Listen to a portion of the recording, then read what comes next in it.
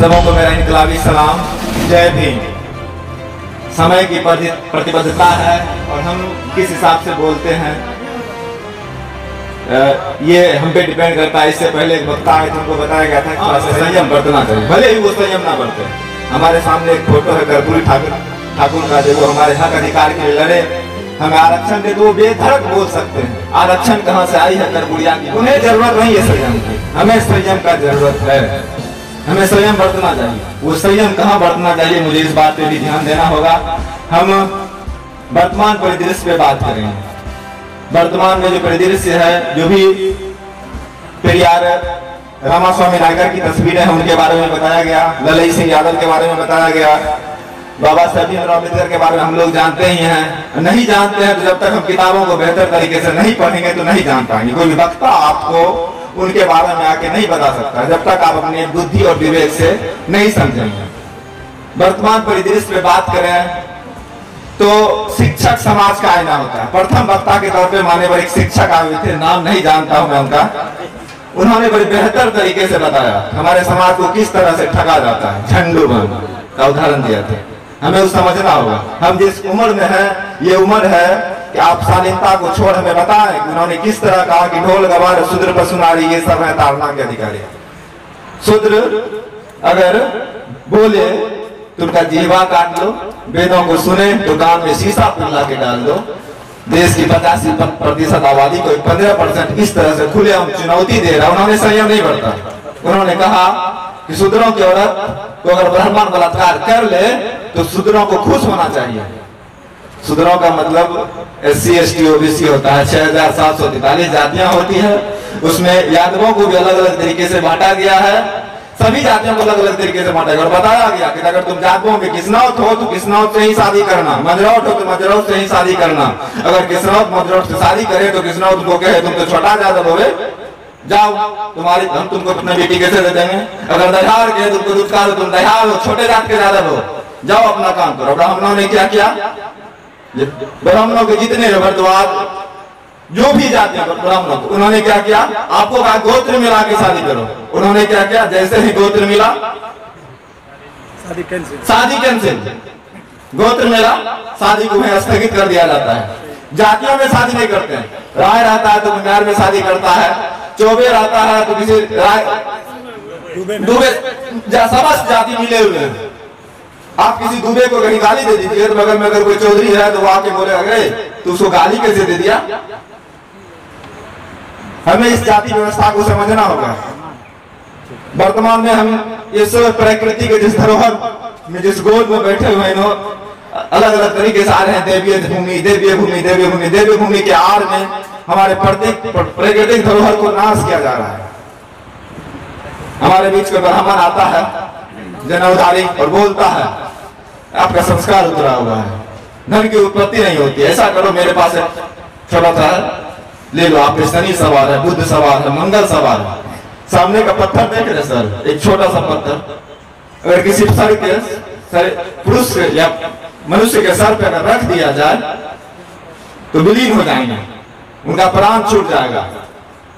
पृथ्वी से 95,000 गुना बड़ा शनि किसी मनुष्य के सर पे सवार हो जाता है, उनके द्वारा दिए गए एक पत्थर से वो शनि नष्ट हो जाता है। और हम उस शनि के डर से, बुध के डर से, मंगल के डर से अंगूठी पहने रहते हैं। हम पलट के सवाल नहीं करते हैं कि तुम शनि मंगल बुध बृहस्पति के डर से हमको तो पत्थर दे रहे हो, धन की प्राप्ति के लिए पत्थर दे रहे हो, लेकिन ऐसे तो सैकड़ों पत्थर तुम्हारे झोले में है, फिर भी तुम हमारे पास भीख मांगने क्यों आए हो। हम ये सवाल नहीं कर पाते उससे। हम संयम बरतते हैं, संयम बरतना जरूरी है। संयम बरतते तो जगदेव प्रसाद नहीं कहते अब की सावन भादों में गोरी कलिया कादों में। संयम बरतने का मुख्य कारण होता है कि ओम प्रकाश वाल्मीकि जी का एक कविता भी आया कि ठाकुर, कुआं भी ठाकुर का, खेत भी ठाकुर का, हल भी ठाकुर का, बैल भी ठाकुर का, मजदूरी करने वाला कौन, हम। मेन संयम का यही कारण है। हम 85% के सर पे बैठा हुआ है। मान्यवर काशीराम ने कहा कलम में केप नहीं भी रहेगा तो काम करेगा, लेकिन हम सर पे बैठे रहेंगे, तुम्हारे मुंह को मुने रहेंगे, तुम चाह कर भी नहीं लिख सकते।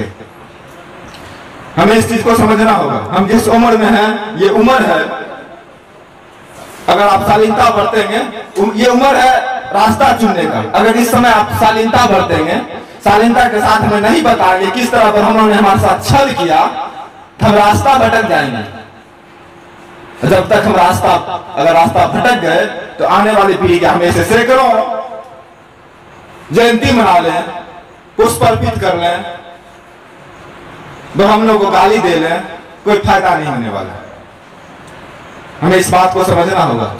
समय की प्रतिबद्धता, एक छोटा सा उदाहरण देंगे, इंसान और जानवर में फर्क है। एक समतल फर्श लेंगे जिसपे कि समूह का पांव का चिन्ह आ सके। उस पांव के चिन्ह पे अलग अलग कोशिश करेंगे, मैं समझा पाऊंगा आपको कि अगर एक तरह से हाथी को चला दिया जाए, घोड़ा को चला दिया जाए, ऊंट को चला दिया जाए, शेर को चला दिया, बकरी को चला दिया जाए, तो मैं आप सबों से पूछना चाहता हूं, क्या हम उनके पद चिन्ह को देख के पहचान पाएंगे कि कौन हाथी का है, कौन घोड़ा का है, कौन बकरी का? नहीं पहचान पाएंगे। आराम से पहचान पाएंगे। अगर आप नहीं पहचान पा रहे हैं तो आपको इतिहास पढ़नी चाहिए। एक साथी ने कहा कि अमेज़न, फ्लिपकार्ट से किताबें मंगा के पढ़ सकते हैं।